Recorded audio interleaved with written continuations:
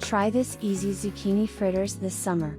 It's healthy and delicious snack or dinner. Grate zucchinis and carrot, and cut parsley and green onions.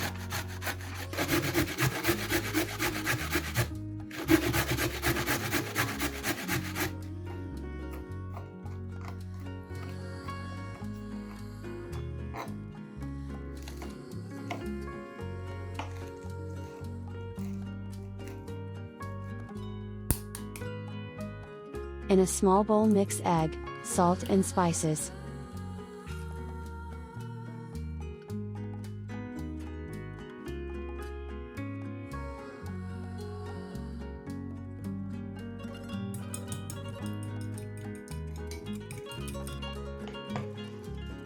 In a big bowl mix grated zucchini, grated carrot, chopped parsley and green onion, flour and egg mixture.